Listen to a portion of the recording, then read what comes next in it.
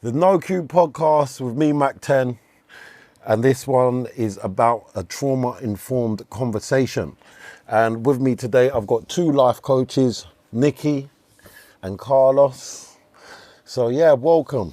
I thought I'd just definitely get you guys in because you have an educational background surrounding sort of obsessive behaviours and addictive behaviours, and it's a conversation I'd love to have on camera, and I can learn myself, and hopefully other people can learn from it as well. Nikki, let's just I like to start from the beginning and what sort of led you into this field. So, I mean, how was it for you growing up? It was interesting. And where? Okay, so I was originally born in Germany. Oh, wow. And then moved to Nigeria. Okay. Had some education there too. Okay. And then came to London like 2003. How old was you? How old was I in 2003? Like 9? Okay. 9, 10. Okay. Yeah, around 9, 10. Yeah. But I'd say like my history and how I got into life coaching was I grew up around trauma. I was raised in trauma. Yeah. Just stay in the early years. Yeah. But let's go there with the trauma stuff. So when you say you grew up around trauma, knowing what you know now. Yeah. Yeah. What is trauma? Trauma is an experience that is unnatural for the physical body, the spiritual body, the mental body, and the soul. Yeah. It's something that you're not supposed to actually experience. So it's a traumatic experience. It's an unnatural sequence and pattern that happens in your life. Okay. So in what I'm trying to say, before you had knowledge and an educated background, like information on what trauma is and how it affects you. Mm-hmm. Was you aware that whatever experience that was a trauma? No. And what age was that trauma? I'd say for me, it was like early on, very early on. So you can't even put an age on it? I can't put an age on it. Could you put a window? I can. Yeah. I'd say between the ages of 6 to 10, Yeah. I was hyper aware Yeah. of unnatural patterns, behaviors that were within myself, my family, and just community at large. Did you think that was a normal way to live at the time? No.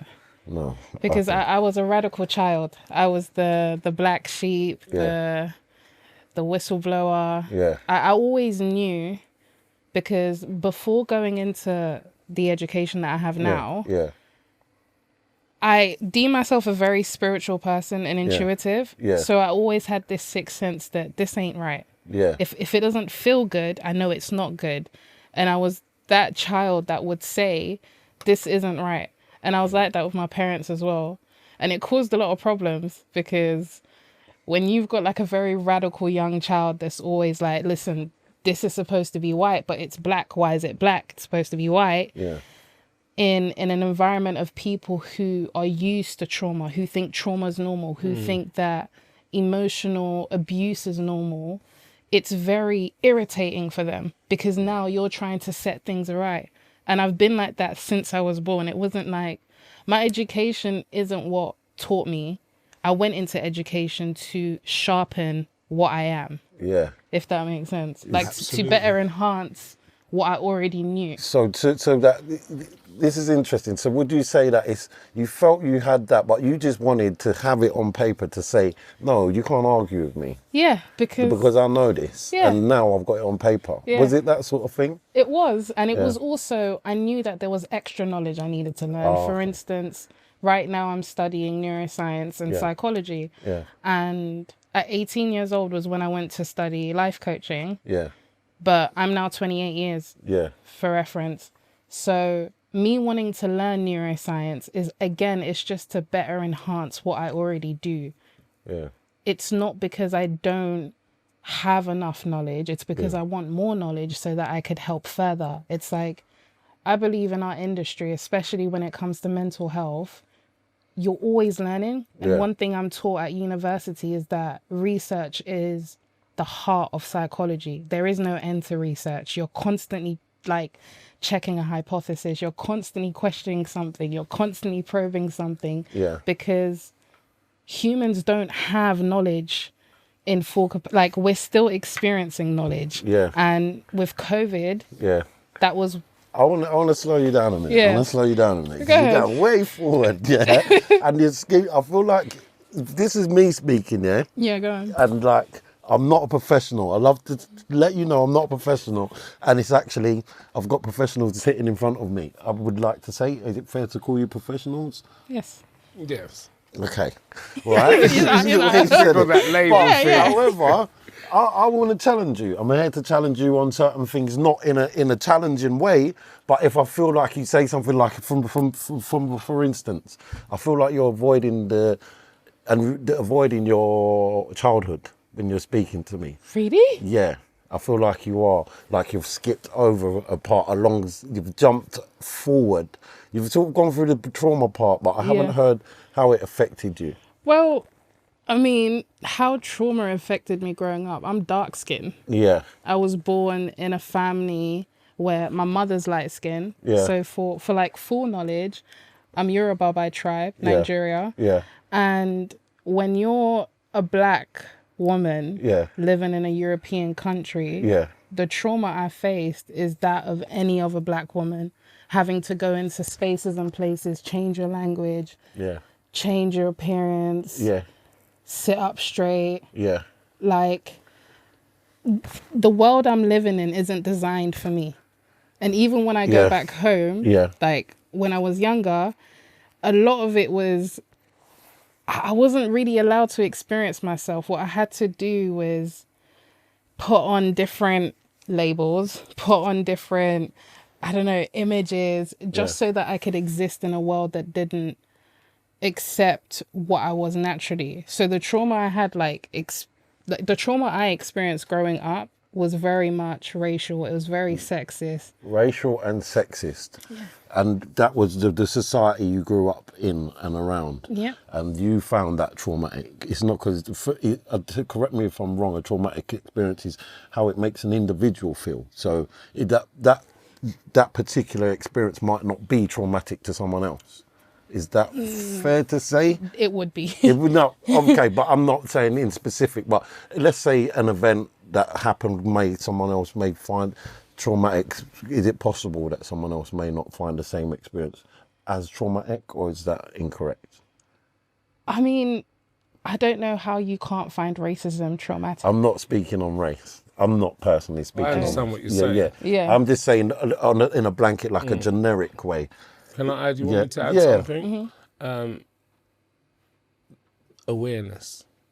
That's the word that sticks out. Is probably what you're looking for. Okay. So somebody could go through something and experience something. It won't be the same experience as you. Mm-hmm. The emotional, because the trauma is the emotional response. Yeah. And then the flashback, and then the prolonged time that manifested itself in your life through that time. Mm-hmm. So you was aware of it. You felt everything. You was in touch with it. Some people won't be. What you're saying is some people won't be in touch with it then. Yeah. However, it might. Scientists and what you study, neuroscientists prove that, like you can take a hair strand and you can see 6 years, whatever you've put in your system from a delayed response. Okay. So, but and some people, I do believe there's argument for it to say it won't affect them. All right. In that period of time. That's interesting. I'm gonna keep you there for now because we're going there now. So I want to bring Carlos into the conversation because do you have to? Yeah. It's interesting. I wanted to sort of go to your beginning now. Your upbringing, where, when, how. Yeah. I don't know. I think I sent you something earlier, and I just might think. Yeah. For me to just really keep it very simple and condensed. Yeah. And the best way I can do that is that again, words are like maps because they can show you the way. So the tragedy for me happened before the trauma. Yeah. So from the tragedy, my story is one of the tragedy, my mum dying. Mm-hmm. I didn't know my mum. So I was 3 months old as a baby. So that tragedy happened. Then there was a trauma response, which the trauma response is emotional. And I mean, as a baby, 3-month-old baby, nobody would look after me. So I was crying constantly.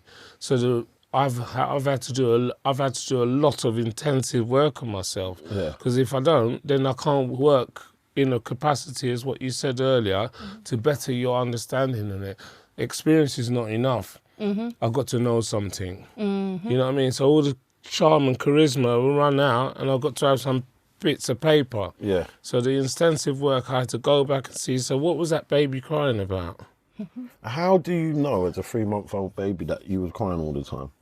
Because I was told by my carers, my gran. I've done a lot of research with my gran, my brother as well, and then nobody would look after me. Yeah, okay.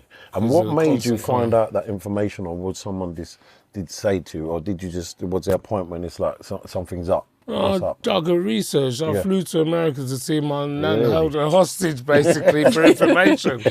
You know, the whys and the what for, the last moments of my, because, you know, as I was saying, the trauma there is, and I'm not just saying it for me, because, you know, I don't want nobody, it's not one to feel sorry for and poor me. It happened. Yeah. This is what happened. So this is how I'm able to use this to help other people in their trauma and their response and the prolonged thing. So just going back and touching on, and I'm saying this, it was probably one of the most painful things you can experience as a child, you know, growing up with no mum. And it was certainly painful for me. It was very intense, you know, and I say the painful feelings is that, you know, the trauma response of constant crying as a baby, growing up and not knowing who's who. So this woman's my mum? No. Is she my mum? Oh, no, she's my grandmum. So where's my mum? So you're my dad, you're not my dad, you're my granddad? You know, it was like that kind of prolonged sense of denial as well, because trauma brings up denial, because I was in shock still for many years growing up. Yeah. Do you know, so it was quite painful. But, you know, coming back to what you said about, was I aware of the full intensity? Yeah. No, I wasn't. Yeah. And I can also say that the positive aspect of it, because you think, what could be possibly positive? I have to find the positivity in the negativity. And the positivity was, well, maybe it's good that I wasn't being farmed out and abused in other ways. Do you know what I mean? Because that helps to manage the shock of the trauma, and then the constant, because what it has recall. Like we have triggers that you can, how you respond to trauma in my relationship. In my friendship. You know, the trauma response. That's all right. That's perfect. I mean, what age was that when you realised something's up? I don't feel right. I've been in trauma.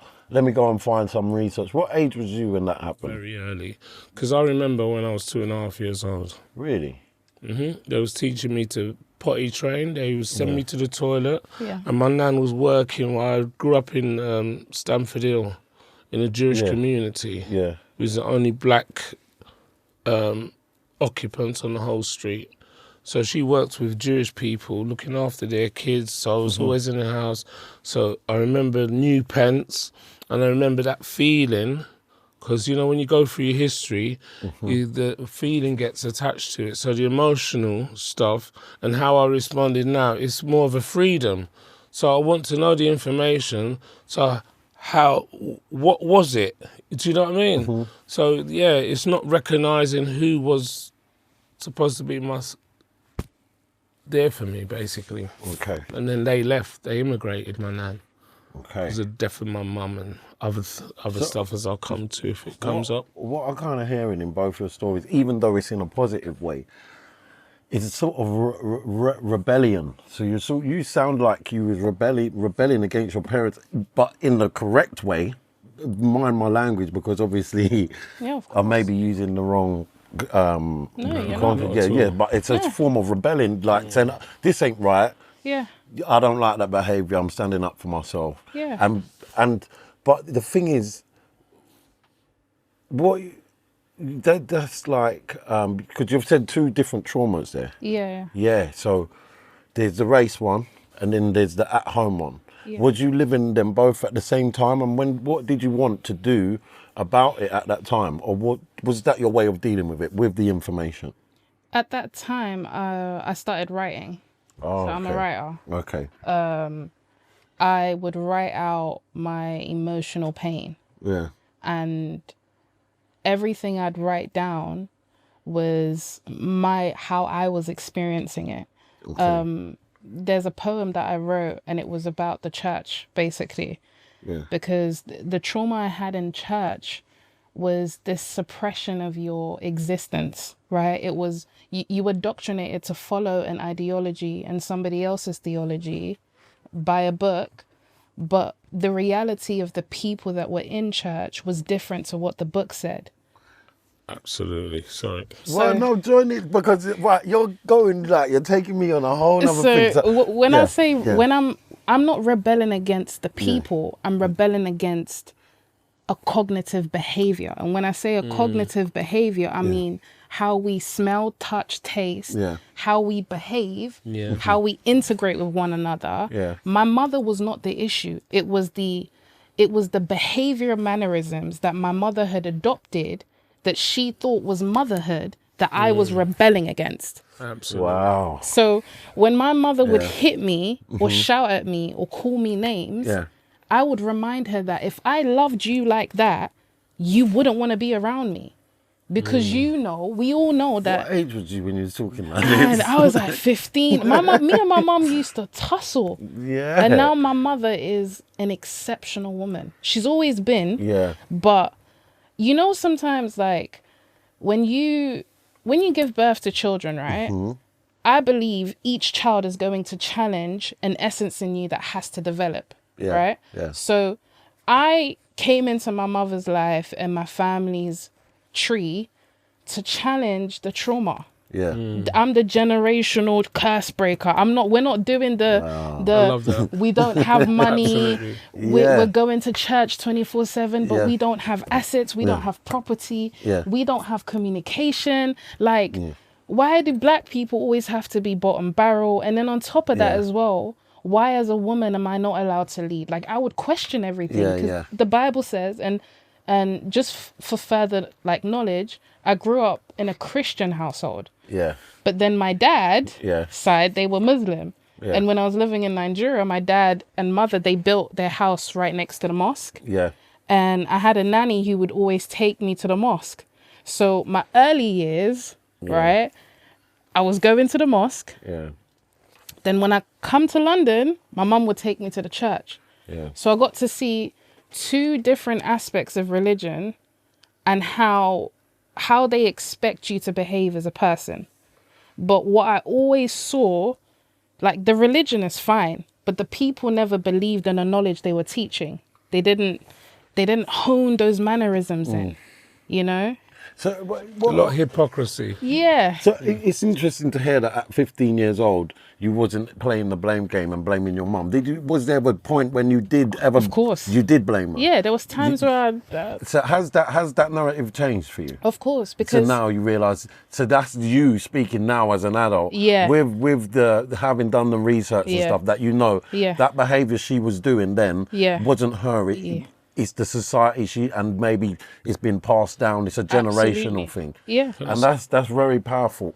I like the way you explained it as well. It's like the generational curse. The change has to come. Yeah. And she was given these tools, same like my parents were and my grandparents, carers. They were given a set of tools they experienced, and the change in their behaviour is not something that can happen overnight. No. But when we get it on us and we experience the pain of it, of the abuse, the emotional, the whatever abuse, the physical abuse, it's then personalised. Yeah. It's only now as we've arrived at a place now, even when it was experienced, because we can't communicate to them in a certain way that we would really like to sit down and talk in.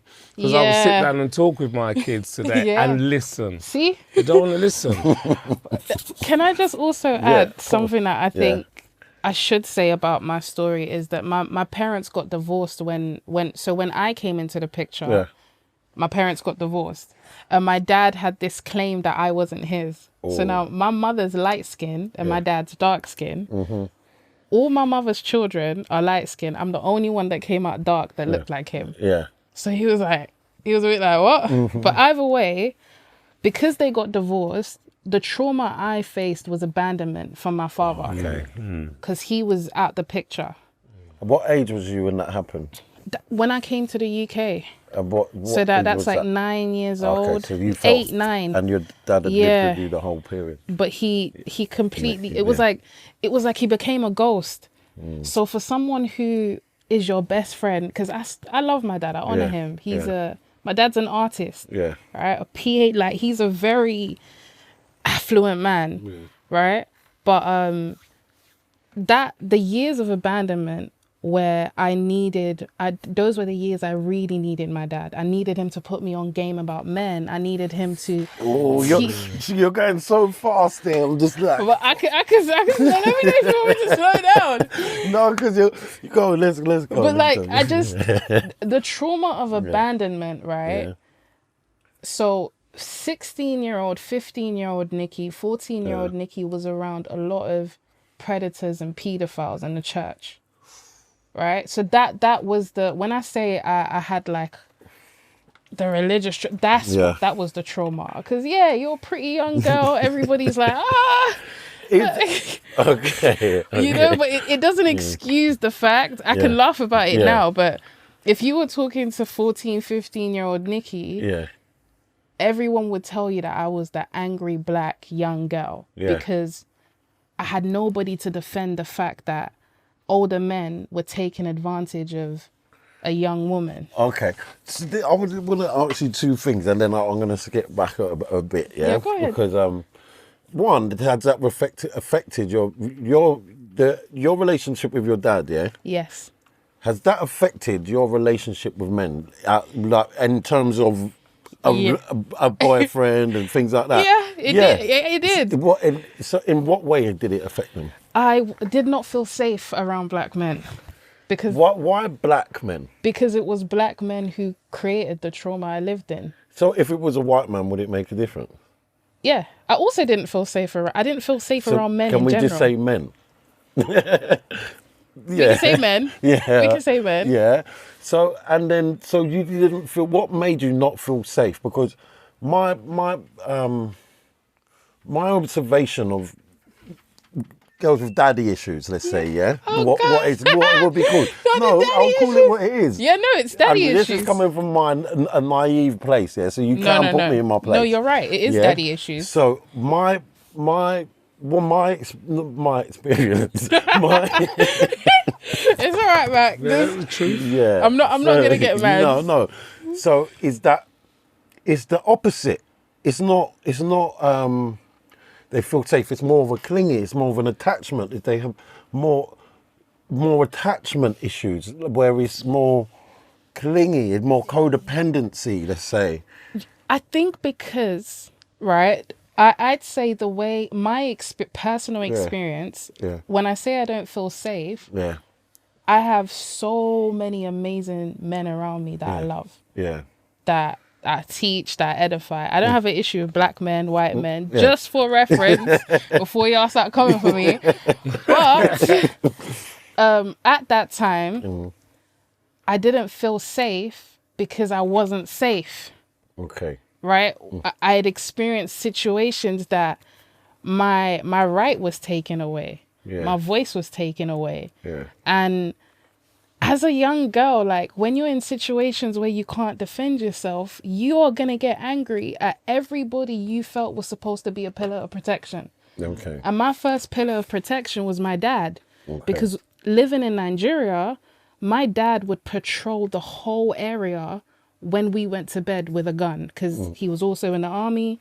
And I didn't have that anymore. I didn't have my dad with the gats. Okay, I so was now out in London. that safety net was removed. I get where you're coming from. It's not necessarily that like I didn't feel safe just around men. I didn't feel safe. I understand the type of safety you need. Yeah. You're young and you don't really know how to protect yourself. But then why does that go towards men? Would you not feel just safe in general around women or situations, environments? But we're talking about sexual trauma that happened with. So when I'm saying there's pedophiles and predators, like it wasn't at that time. I also didn't feel safe around women. I'm just talking about one string of trauma that I experienced.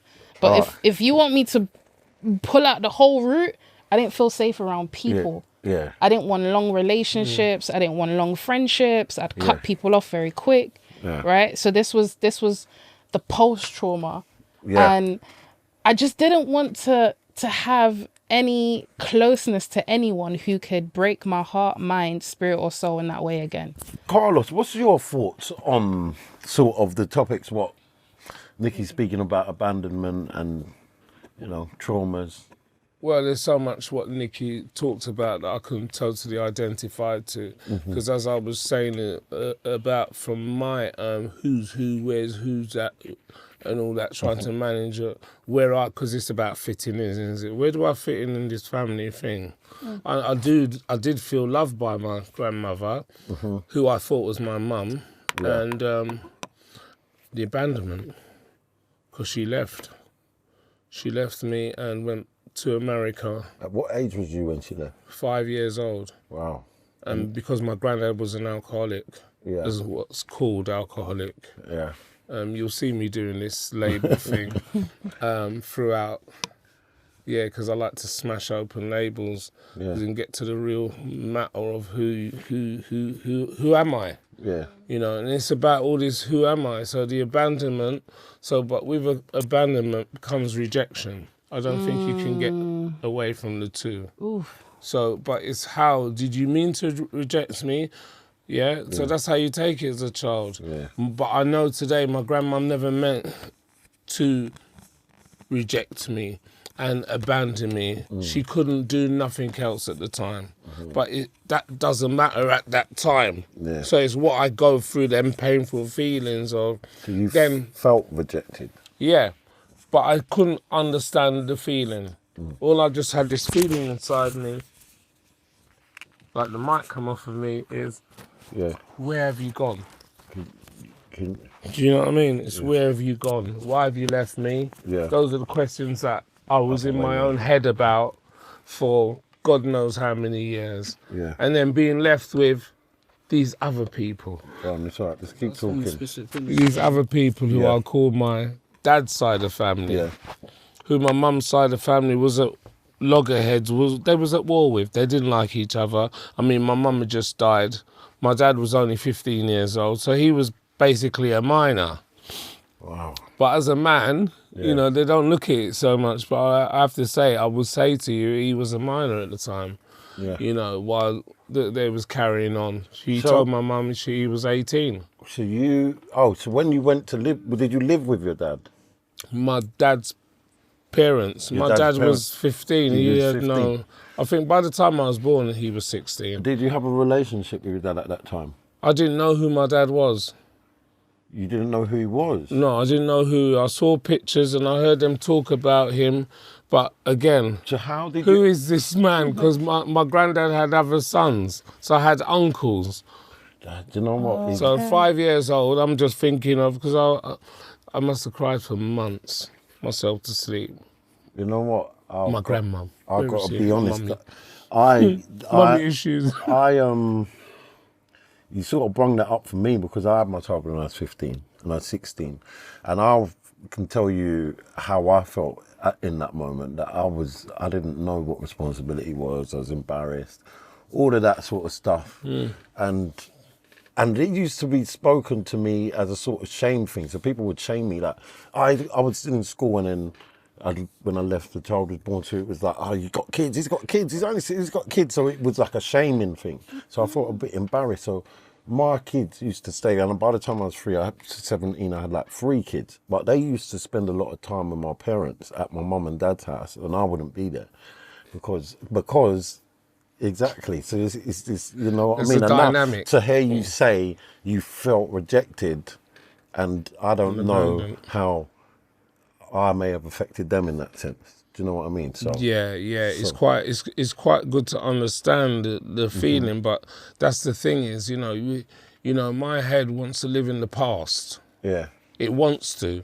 and it has done for a number of years. And I'll talk about the past because I'm going back into my past. Yeah. But today the difference is, and the work that I was able to do myself, and the work that I help other people with. So I help people with my tragedy, trauma. Because I come to a place of triumph from the trauma and tragedy. Not saying that them things don't affect me. It's like even coming here today. Yeah. I was born in Hackney, you know, and I experienced a lot of being in that trauma and the self-medicated and the painful feelings and emotions and changing that. Because, you know, as someone mentioned earlier, then the addiction. And that word, I just want to go there a bit. Yeah, I want you to. I want you to. And I want you to... this is interesting, yeah, because now we're going to sort of... What I would like to do is go into other areas of addiction and how they manifest and start building into whether it's drugs, but it can start off with something else. Yeah? Now, for you, the reason why I say that, in front of me, I've got... You grew up around the Jamaican sound system culture. Yeah, you've got, you started an illegal rave. And how many people attended these raves? Oh, loads. It was silly. Tell us the figure. Let them know the figure. There was figures of like 10,000 to 20 to 30,000 people. Yeah? Yeah. And I'm assuming they paid. Huh? I'm assuming they paid. Well, I'm assuming they paid. I'll have to speak to my accountant about that. Yeah. Where I'm going with this is obviously you're showing you've got management skills. You're quite entrepreneurial, both of you. Yeah. Yeah, which is commendable. But what I'm getting at is, it seems like where does that come from? Is there a thing around money at all? Well, I think what it is mainly is a survival mechanism, really. And also, I've got a trait. These are traits. These are considered as a defects of character in my walk of life today. Yeah. But the defect of character has turned into from the defect into an asset. What is the defect? The defect is a hustling. It's like how I saw my granddad. I was rapping out when I went to live with my grandmum. Yeah. My new grandmum, my dad's parents, my grandmum and my granddad. Yeah. I was rapping out pound draws of contraband at the age of 5, 6. Wow. So that's what he sold. That was part of a hustling mechanism. So, you know, and then I was delivering bets, picking up bits and pieces and, you know, all that kind of stuff. Budgie seeds, because I used to mix weed with budgie seeds. Is there some form of reward system in doing things like that? Whether it's this hustling, I don't know, money. What is that about? That and is it in an obsessive pattern? Yes. Well, what you're saying is like, you know, all that for me growing up, because I have to take my childhood. I'm out my childhood now. Yeah. But as a childhood, I had no will. I had no choice in doing things. I just had to do it. And if I didn't do it, then there would be the abuse and the physical abuse as well. So, but coming back from out of that to now, what I understand, and I only knew this when I went to university to study, because like yourself, Nicole, you mentioned early, Nikki, about, you know, wanting to know more. Yes. What's the matter? What is in my brain? Okay, I want to be well. I don't want to be in pain. I don't want to be crying inside myself no more. I want to learn how to master emotions. And I went to university. I was quite fortunate to go, but it's something I wanted. It was a dream to finish my education. Yeah. And I learned so much about the brain, the thinking, what you talk about, reward, because we have a limbic system in our brain. Yeah. brain is an extraordinary piece of equipment. It is. So it's the limbic system. What the suggestions and the findings are scientifically is that we wake up, right? We sleep, rest, work, and play. So within that, but normally what I learned as well in some of the research is we are pleasure-seeking beings. All of us. Right? Yeah, human brains, we are pleasure-seeking beings. But in that pleasure, then some of us has to do something to get there. Yes. So what you find out the patterns of we go to work, whether it's a 9 to 5, or then we own our own business, so we have property, prestige, and so on. Yeah. So, but at the end of the week, like we know we're getting paid, or at the end of the month. So That's the a reward. Yeah. Yeah. Right? And it's the same like with any other forms of addiction. Okay. Gambling. Why would you gamble? I've never gambled. Okay? Yeah. So, but it's wanting more, isn't it? So the reward system, the brain saying, yeah, if you put this, you're going to get more. And then it will release a natural chemical off your brain, I learned. Yeah. Do you know? Like the dopamine hit. The dopamine, the serotonin, there's so many chemicals. All these chemicals outside yourself only unlocks the chemical that's already in your brain. So that's what I learned as well, you know? Okay, so let's say the difference between a substance addiction and a behaviour addiction. Like, is social media an addiction? Is porn an addiction? It can become an addiction. What else could food, clothing, gym, music, shopping? Yeah. Can they be considered as isms. addictions? I would call them isms, and why I say isms is, again, words are like maps. Let's look at the word ism. ISM, I separate myself. Yeah. So if I'm doing something that causes a problem, I don't want nobody else to know about it. So it becomes hidden, like gambling, whether I'm using drugs or you're not going to go home and watch porn with the rest of the family in the room, are you? What is the difference between a behavioural defect or addiction to substance misuse? Yeah. The thing is, there is no difference but the result of the addiction. So you have to understand that a person who is, for instance, addicted to marijuana, there are so many different things that happen to your body, to your brain, to your mind, and just the patterns in which you live. But when it's behavioral and it's not you adding an external substance, these are now internal substances. It's only the physical result that looks different, but they're both just as damaging. You could say that there's differences in how you use something and how you're operating with something, but one is an external force that you are adding to your internal, and one is an internal that you're like consistently activating. So kind of like porn, for instance, right? People don't see porn as bad as an addiction because it's just something they're watching. But now neurologically what's happening is you're every single day programming yourself with something that isn't real in your reality, but you're activating these substances within you. So when it comes to relationships with an actual human, there's a big disconnect. Because the way you see life and the way you are sexually aroused and how you're experiencing your sexuality is through a digital device. It's not with contact with a human being. It's not through self-pleasure. You're not bringing the matter into physical reality. Everything's just on a psychosis basis. Wow. Powerful. Psychosis. So you're going to want a porn star now if you're going to engage in a human being. And here is where you have the unrealistic expectations people have in relationships because of the development of digital addiction. And before we go further, the word addiction itself is you just consistently adding. There's no subtraction. There's no division. An addiction is something you consistently just do, like a religion. So why is what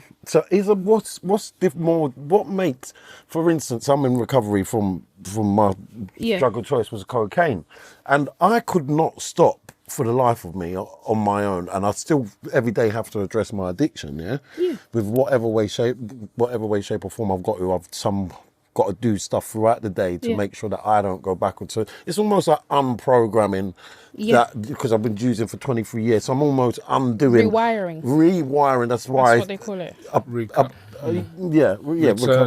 Returning and reprogramming. Yeah. Can I add a bit to that returning? Yeah, of course.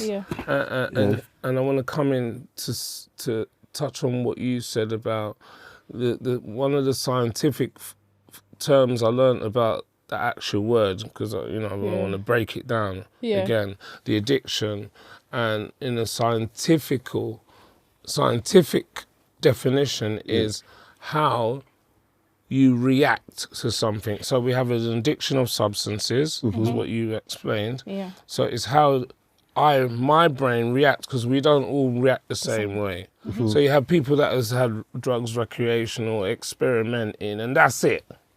And they might go out or might go and put, Then you got other people where their brain will react differently from a trauma response. Okay. If there's trauma, then it becomes more powerful. Yeah. It's like they want to stay there because it takes away that pain. Yeah. Oh, wow, I need to do some more of that. Yeah. Do you know what I mean? And you don't know that trauma, you're thinking you're taking away, because again, it's how I think and I'm experiencing something. It's causing another layer of traumas, because when you mention about another layer of trauma, because it's a different trauma now. It's a trauma of how it affects your body. And the porn is a different addiction, but it's also how you react.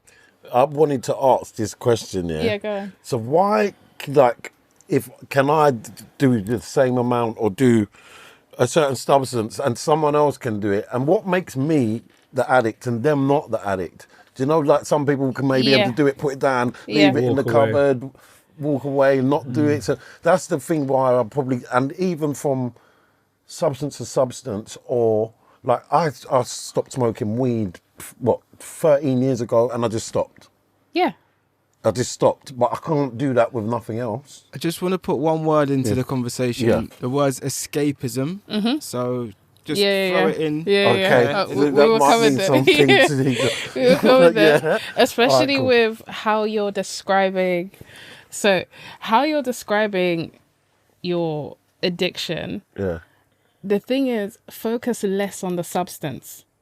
What people usually do when you're trying to recover is they're like, I'm addicted to heroin. And instead of them to focus on why I'm addicted, it's the addiction, not the addiction to, right? So for some people, just because they can pick up a particular drug and not be addicted to that drug, there are so many factors and layers to that. It can also just be their genetics, right? It could be that scientific fact. For instance, as well, there are people who genetically, cocaine doesn't affect the same way it could affect, let's say, a 10-year-old boy, right? Chemicals have different reactions in different people's bodies. So focus less on what it is you're addicted to and more as to why do you keep gravitating for a feeling? Why do you keep seeking, like he said, escapism? What is it you're trying to escape? What is it about being in this space and time and motion of feeling this experience that makes you feel like you need to be there on a constant? Because that's what the addiction is. It's the constant need of a release. So basically, from the reaction, I've just found my drug of choice, and I keep using that drug of choice, and it can progress. I could not want that one anymore, progressing to a different one. But your history, right?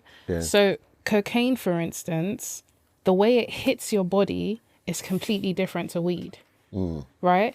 But your history, you grew up around a lot of shame. You were shamed for the fact that you had children early, right? Which means that you weren't even allowed the opportunity to experience the fact that you had children.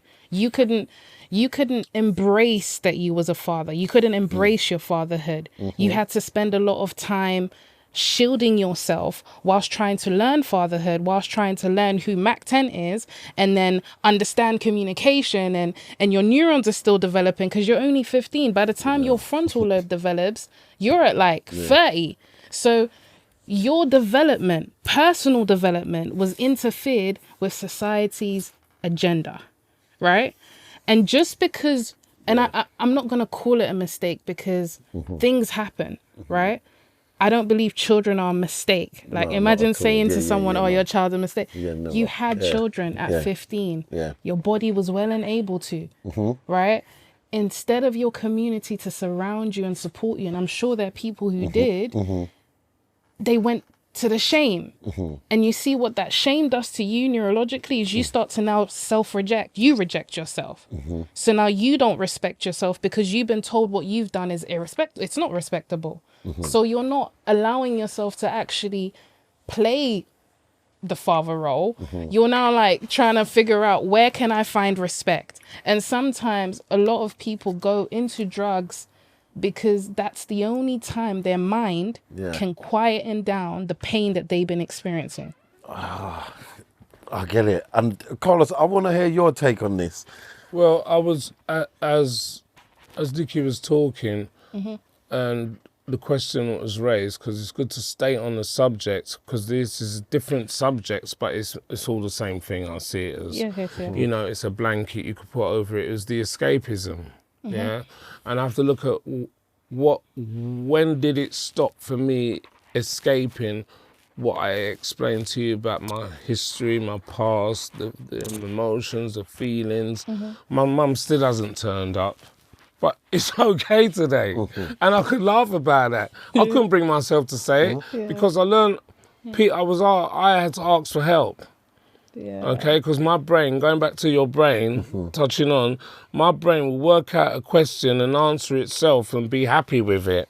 Now, if I put that question to you, you'd say, what? That's mad, Carlos. Yeah. So that's my capacity of my brain. So I had to ask for help outside the brain because I got this pride and I got ego, you know, that, listen, I could help myself. You wasn't there when I was growing up and all that. It's all rubbish. And again, that's coming from my brain. And this voice, what we say, one of my voices that, you know, the negative voice in my head, you know, that the persecutor, you know, what people call it, the addict or the addictive mind, the thinking. But the escapism, I had to find a way for me to stop, because it's only one part of it, but it's a whole part of it. Because where am I escaping to? Where did I want to escape to? Out of the feeling, out of my reality, into this fantasy, fluffy clouds, you know, blowing balloons and listen, it's not real. What is real? I had to find someone who's been like me to help to show me the way how I need to stop escaping. And what they showed me is I needed to accept myself. The parents need time off to be individuals. Right? This is the problem, again, with our world, is that we don't recognize that no one person can spend 24 hours with a child. Even a child can't spend 24 hours with a child because they're so energetic, so enigmatic. Like you have, it has to be division of labor when it comes to children. You notice how tired mothers get from like running the whole house. So imagine fathers being there for like 3 hours and they're like, oh, I'm out. Like imagine someone having to constantly watch a baby. This is where you've got like mothers at the early stage of like childhood, when their child is first born, they're experiencing depression, they have anxiety, so much things happen because they're not given that time away from the child, because your brain needs time to rest, the body needs time to sleep. So your time away is you might turn to substance abuse or to different obsessive or compulsive mechanisms. Fact. Because the brain needs it. It needs like it. You need to actually, you need to leave reality. This is why you go into REM sleep. Like you need to leave reality. You can't, your eyes can't be open 24/7. I think for the audience, we have to elaborate what that means. Whether you like it or not, your body is going to chemically engineer you towards an addiction. So if you don't find time to release, if you don't find time for yourself, this is why this new age self-care, as much as people think it's useless, it's important for you to take care of your own health. Doesn't matter if you're a mum, doesn't matter if you're a dad, don't matter if you're a business owner. If your health is not your priority, you're no good to nobody. So take time for you, because you need time. Because you can't be everything for everybody else. And then who's going to pour water back into you if you're pouring water into everybody else? I want to health is wealth. I want to drop something in there, because I had a therapy session once. It was a group therapy session, and I want to get your ideas on this. Yeah. And it was like, we went around the room, and it was like, how old do you feel now? And this is in a treatment centre. Yeah. You know where I'm going, innit? Go ahead. So how old do you feel now in a treatment centre? And everyone's giving their ages, and mine was 23. And 23 is when my using got bad. Now, apparently, when you start using, you stomp your growth. So that's the age you stay. So the age now, how long I've been using, when it got bad, I've been using longer than that, but when it got bad, I was 23. So I didn't grow up, basically. So I'm still 23. That's why I think I'm 23, and that's how I felt I was 23. So essentially, what they were saying is that you'd stop growing mentally. Is that true? Is there any truth in that? Well, how do you feel in yourself? terms of maturing? How do you feel? Yeah, I think that's a more important question. Well, at the time of that question, now I felt 23. Yeah. Now I feel a lot older. Not 30? a lot older. 30? I am 30. I'm not 30. I don't think 30 is old. So No, it's not go 30. ahead. No, but I'm older.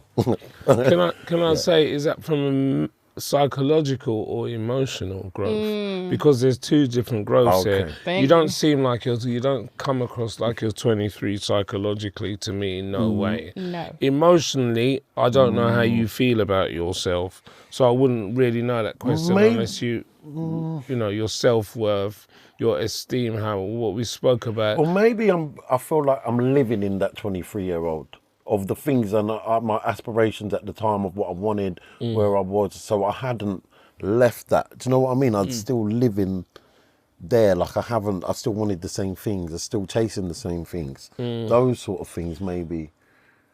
Sorry, can I interject?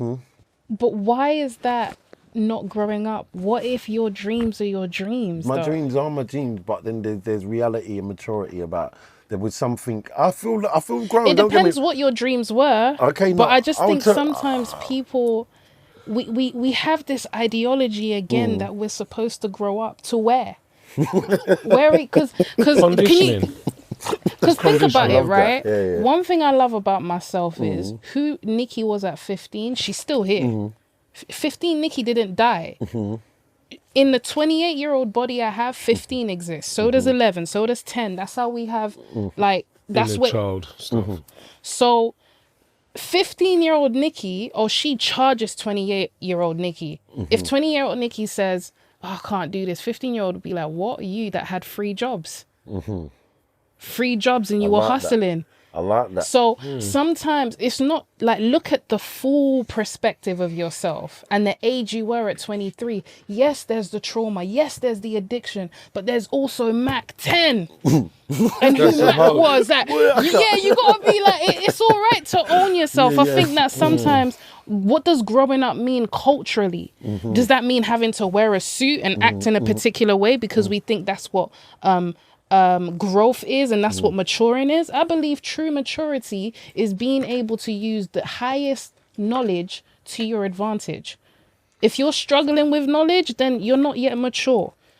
Because knowledge absorbed is only knowledge. It's only until we reach these stages, the 28-year-old Nikki, where we can apply the knowledge, then it becomes wisdom. Imagine seeing Mac on the street and he's 15 and you know his history. Does he not deserve the same love and respect as somebody who did everything the right way? Because at the end of the day, for instance, I'm going to talk about the prison system and rehabilitation. When we make mistakes, right, we have to give ourselves the same grace that everybody else has. Because if we don't, how then are we going to integrate ourselves back into society? When you say grace, Do you mean take accountability? Not just take accountability, because the punishment is taking accountability. The consequence helps you take accountability. You can't escape it. But that's not taking accountability, though, is it? And then you take accountability as well, but not everything is left on you. Because one thing I will say is, if you were given the education of fatherhood in school, if you were taught about life skills, personal skills, communication skills, and how to just be a human. If this was the stuff that was integrated to you from like 5 years old, 6 years old, I think at 15-year-old, you'd be a little bit more different. It doesn't mean those temptations won't be there, because at the end of the day, you also have to understand a 15-year-old boy, his hormones are shooting. Yeah. Right? I've got to disagree with you there, though. But I'm going to disagree with you. But what I will say is that maybe I would have had a better chance. But I've got to say that I don't think it makes a difference just from my experience around people I've met and the upbringings they've had. So I don't believe that it would have made a difference. I don't believe it would have. Well, if I felt different, I could have had a trauma. Anything. I'll disagree with that is because after traveling, research, and just being around different people, I've noticed how different environments induce different behaviors in humans. Ask Carlos the same question. If you had, let's say, when you grew up as a child, if you had the right education, influence, support, and community around you, would you have made a few better choices? We're not saying that you wouldn't be who you are, but would you have not made a few better choices? So, because I know I would have. I'm looking at that question on all different angles, but I just need to keep it simple. Yeah. Is that when you say that, the choices and how the upbringing, you're talking about nurture. Yeah. Nurture. I do believe, because, one of the main things is the nature versus nurture. All right? So it's where the nature of my upbringing and the people's nature and their behaviour, there wasn't no nurture there at all. See? You know what I understand? I got nurtured from strangers. And did that change you? Obviously. So looking at it, if I had it then, with things that come differently, I can't answer that question. Of course. The jury's out on it. But I do believe that I would have been able to make better choices somehow.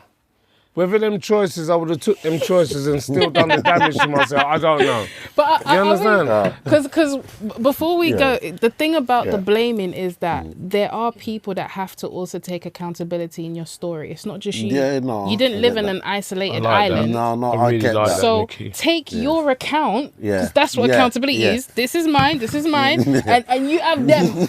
These belong to you. You got to be accountable for your own part. I had to tell my dad, you see, Dad, this was yours. You should have been here. Okay? Let's remember that the world we're living in, this earth, this existence, we have not educated ourselves on what it means to be human. We are just now in this generation and beyond having conversations about addictions on podcasts and talking about LGBTQ, and things are just coming to the forefront. Remember, the old world was run by patriarchy. It was run by a lot of older white men who didn't understand femininity. They didn't understand nurturing. It's the reason why motherhood planning doesn't have a lot of budgeting. Fatherhood planning doesn't have a lot of budgeting. Rich kids aren't exempt from the things children who grow up in poverty face, because they have parents who are so focused on work, so focused on status, they're indoctrinated into a reality of just wealth, not existence and identity. Is there something about going after the stuff that you can't have? Like I might be from Chelsea and I know I want to be Central C sort of thing. Oh, yeah. Or I want to indulge, or I want to go and do street stuff because I can have everything, all this stuff. I want to rebel and do this. Is there a sense of that in that? Or is it all just the same, what we've already spoken about? I think it goes back to you want what you can't have. And that's clear cut. So anyone who's quite affluent would want the opposite, and anyone who's not so affluent would want to be affluent. I don't know, but yeah. I'd change the statement, but go on. Can I come in and just touch on something you said earlier, Nikki? Society and conditioning, because I'm one of my defects I know is injustice. Now, where does my defect come with injustice? Why did you take my mum away from me? Yeah. So that injustice defect, it can be practiced in all of my thinking sometimes. Yeah. That ain't right. You shouldn't have taken no road. Don't talk to me like that. Do you know? And all that stuff, yeah? So, but the injustice on how society and the conditioning and what I was saying about the stereotype and labels and all that stuff, it's like for me, I still feel it at times, but not so much now because I've got more of a freedom in my mind, you know. I haven't got all this past stuff sitting in my head. I'm obviously not using anything to make it change my normal feelings in any shape or form. And even other addictions and other manifestations is a kind of a good arm's length. Do you know what I mean? I'm more focusing on, you know, where I'm at in the here and now, basically. So I get a level of freedom, do you know? But where the society and they tend to imprison our minds in various different ways. Do you know what I mean? Yeah. And I think the only thing for me to do is look on, you know, what you were saying to Mac 10 earlier is I have to look at my part in things. Yeah. I have to take accountable for what I must take account for, not what you're telling me for. Do you understand? There is a difference because I know I kind of, you know, and I keep an inventory as well, what you say, right, about pain diaries and feelings and so on, because it's good, and I'll say this for the camera and for the audience, it's good to not have them, what we call it is like, I'm keeping secrets about myself. Yeah. When really I need to get out there, because that thinking manifesting something else, it turns into behaviour. Before you know it, you're doing something that you don't want to do, like how I started to do things. And you cross a line where you should have never crossed. And by that time, you're going to feel it's too late. The whole world's on top of me. I'm going to the doctor. I'm getting prescribed, you know, I'm fixing something where if I'd have spoken about it, I would have found a solution, because I am the problem. I will create a problem, but can I get myself out of my own problem?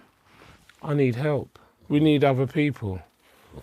I need to take the me, and I end on this, the me and what I think and turn it into a we. You know, so it's like more powerful. There's two's better than one. Is this moment the we? This is a big we. Wow we. Yeah. This moment is a wow we. I like that. Definitely. I like that. Nice one. Nice one, Mac 10 for this, by the way. Big up, man. Is there something you wanted to say, Nick, before? Yes. Yeah. Can I say it to the camera? Do you want to end on it? Because I'm going to wrap it up. I want to ask you two more things, so you'll get that moment. Yeah? Okay. You'll get your moment. Don't worry about that. No, it's not even that. I wanted to say something. Go for it. I think Go for it. Emotional constipation causes addiction. Okay. Right. And let me How? hear No, this. go Let me hear ahead. this. Let me hear it. I was going to say that suppressing. Yes. Yeah. Okay. So emotional constipation, a lot of people aren't allowed to experience themselves, right? And your emotion is how you truly experience yourself. Yeah. That then turns into thoughts, patterns, actions, and your interaction with people. Yeah. A lot of people are emotionally constipated. This is why talking therapy, psychotherapy is where you start bringing everything out, and you're going to the pits, and you're not. Can I use a toilet analogy from you say constipation? You go to the emotional toilet. Is this catharsis? Catharsis. What's that? Catharsis. It's Elaborate a form of for catharsis. people who don't know what that means. Catharsis is speaking your emotions into the open as a form of self-therapy. Yes. Okay. Right? But catharsis. additionally, something my family member said is they've always enjoyed what you're partial to Yeah. because it induced a cathartic kind of dialogue. Like a bias. So they could speak. What's that mean? These big words. No, but I think you understand. Come to me in layman's terms. Essentially, there's no big word for the brain. I've got a family member who said cocaine helped her or helped him to express themselves. Oh, okay, okay. And that was what they did. Yeah. And I said, no, I liked MDMA. Yeah. She was like, no, this one helped me did this and that was, so was there something there for you? In what sense? Was there an expression? Could you express yourself more? I mean, I feel like I said this already. It sort of gave me that talkative thing. I know it gave me something in my arsenal I didn't have. A voice. And then how about when you weren't with people? Talk to yourself. Because that's the real tea. Yeah. That's isolation. We'll be here for ages. Can I just come back to what he's saying, answering you? Because I've experienced what you're talking about, yeah? Is like what it does, it activates something in your brain. You can become very intelligent. Because I felt I was some sort of university professor and I knew every single thing. It opens up something in your brain. Amygdala or something like this. Yeah, it opens up something in your brain. You become all-knowing. It's like this eye, your spiritual eye becomes all-knowing and all-seeing. And I have felt like that. But the reality is it closes, and how it closes and however high you want to be up there, you will come down. If you're lucky, you hit the ground, because people do hit the basement and push up daisies, and that's the most serious thing about these substances. There's no good thing about it, basically. Radioactive. Whatever foolishness you're telling yourself when you're doing it, it's not real, and it's not going to last. And I'm living proof of that. You know what I mean? Living proof. It could be a different type of proof if this is a headstone. Will you give a 1 minute on the isolation? Yeah, sure. A roundup of it. Well, essentially, for me, I'll just talk from my own personal experience. It started off as a party drug, using cocaine, and I've done pills, MDMA, that sort of thing, and I would be out partying. And then eventually, it took me from there to being around people, to wanting to be on my own and do it, because one, I didn't feel safe around people, or paranoia. It would put me in a state that I wouldn't want to be seen in, like the way I look, the way I act, the way I behave. So it was quite embarrassing, to be fair, once I got to a certain stage, it was quite an embarrassing thing. So I wouldn't want no one to see me in that state. But it didn't stop me from doing it. So that's how I ended up in isolation, which is very dangerous. Were you having a conversation with yourself? No, because I couldn't talk. No, in your mind. Was there a conversation in your mind with yourself? Was your brain racing? The next day, maybe. But at the moment, nothing? No, it would be more paranoia. Everything's hypersensitive. Is that the word? Can I just touch on the very briefly the paranoia? Yeah. Let's look at that. Let's change that word. Let's look at paralysis, because the brain goes into paralysis, not actually paranoia stage yet. Yeah. So normal feelings is fight, flight, and freeze. The three Fs. But there's one F after. Fuck. No, you're absolutely right. And that part is a paralysis, because freeze is paralysis. You don't know whether you're coming or going, and other people call it prang. But the real term is paralysis. Am I right? Yeah. And I think that's what I was experiencing, paralysis. I would be like something from Madame Tussauds. You were stagnant, like a statue. Yeah. That's stopped how I would in time. Really? But that's where it ended. Things is not going to be all right. Some of the languages, I'm just answering your question for the same guy. Yeah. Oh, something's going to happen. Something's not going to be all right. Something's not right here. Oh no, I'm not going to do it again. No, I'm not. I don't want to feel like this again. Yeah. So you go into a little conundrum in your own mind. Something, a little maze. That's my experience. Yeah, that's how it would end. This is a dark place to be in, and that's my experience. I can't speak on anyone else. You want to drop on your knees. You start dropping your knees. Please, guys, take this feeling away. I've had enough. But everyone has their own experience. But the reality of it, that's where it can end. And some people don't get out of that. I'm a lucky one. I consider myself a lucky one to be able to sit and have the confidence to have this conversation so openly. No, it's powerful. 100%. I know you want to wrap up, but can I just ask you,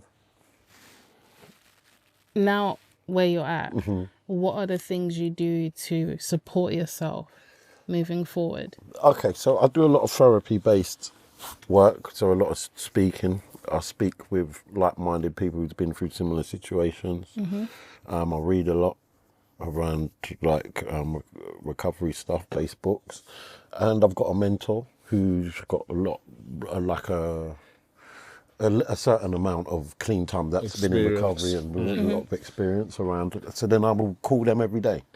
Okay. Or any time where my addiction, I know that it's based around changing the way I feel. So if I might just not be in a bad mood, I might have an argument. Then I will sort of ring them up and say, like, this is what's happened. I feel like this. Because sometimes my thinking and my behaviour can lead me to do something that's going to put me in a position that's going to make me put myself in danger, or just something, the wrong way to react to something. So I have to check myself to stop me doing that, because it could lead me again to that shame, guilt, or whatever.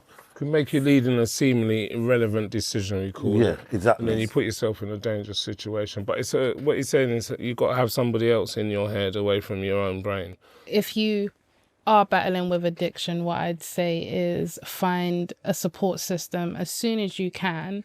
And the second thing is, don't feel embarrassed. Everybody in this life picks up a crutch, and it's okay sometimes if you feel like you need something to continue living. But it's not okay to live in this life by yourself. So find a community. For me, there's only one way it could end.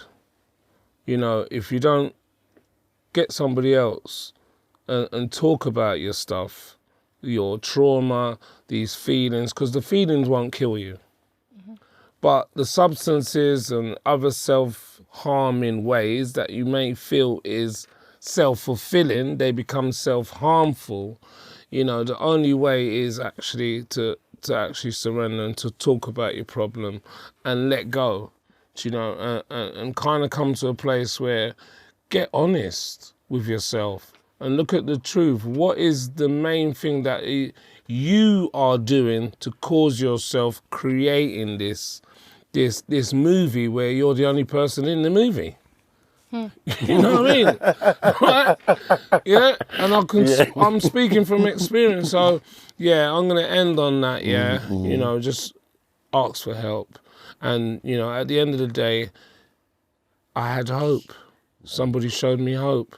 And that hope don't have to be at the end you hanging from a rope. Big up Nikki and big up Carlos for coming and just laying it on the line. And such a powerful conversation. And I'm proud of you both.